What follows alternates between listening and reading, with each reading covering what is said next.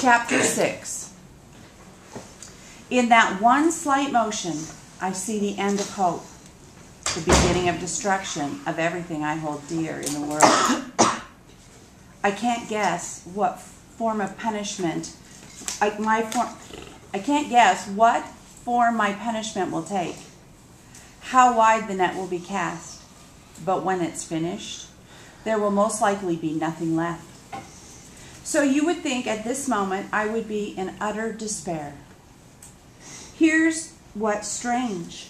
The main thing I feel is a sense of relief that I can give up this game, that the question of whether I can succeed in this venture has been answered, even if that answer is a resounding no.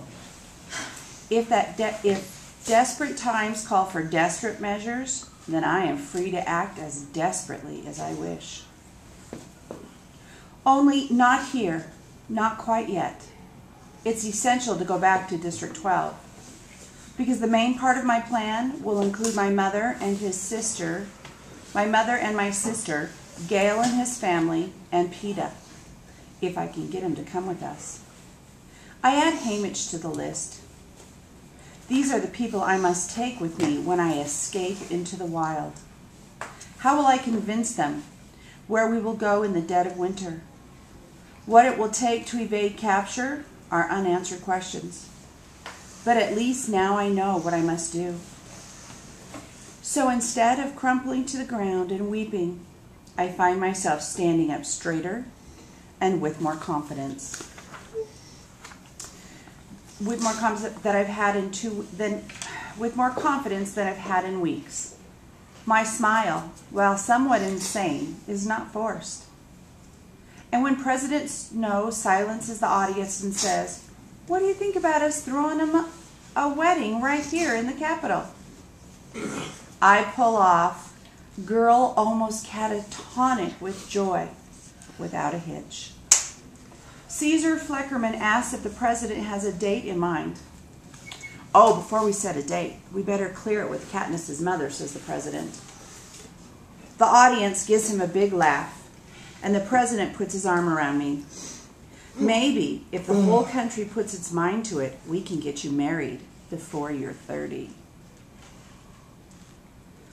"You'll probably have to pass a new law," I say with a giggle. "Oh, if that's what it takes," says the president with a conspiratory good humor.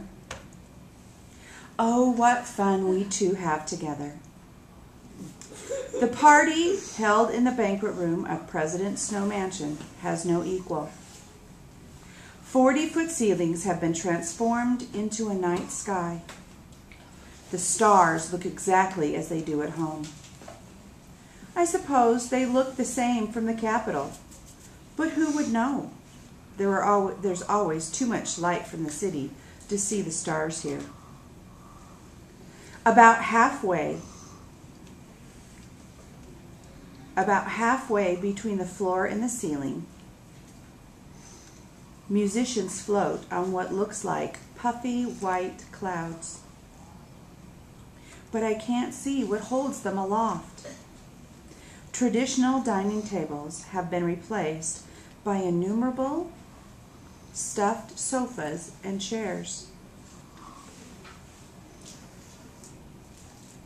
Some surrounding fireplaces, others beside fragrant flower gardens, or ponds filled with exotic fish,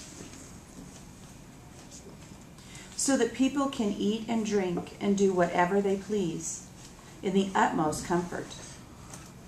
There's a large tiled area in the center of the room that serves everything from a dance floor to a stage for performers who come and go, to another spot to mingle with flamboyantly dressed guests.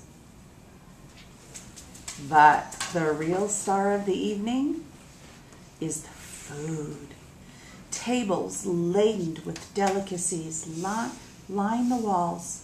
Everything you can think of, things that you have never dreamed of, lie in wait. whole roasted pigs and cows and goats, still turning on spits. Huge platters of fowl stuffed with savory fruits and nuts. Ocean creatures drizzled in sauces or begging to be dipped in spicy concoctions.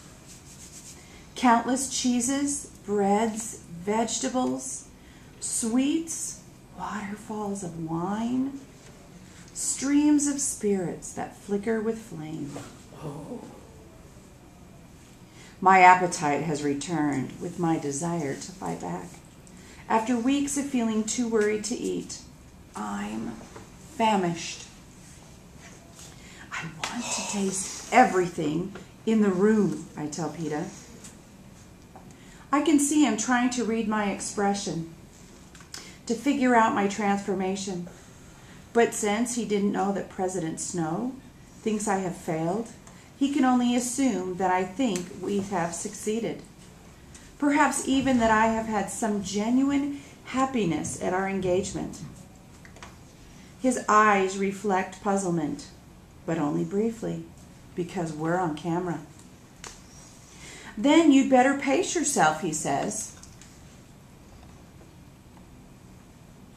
Okay, no more than one bite of each dish, I say.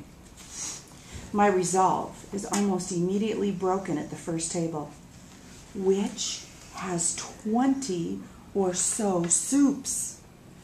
When I encounter a creamy pumpkin brew sprinkled with sliver nuts and tiny black seeds, I could just eat this all night, I exclaim. But I don't. I weaken again at a clear green broth that I can only describe as tasting like springtime. And again, when I try a fluffy pink soup dotted with raspberries.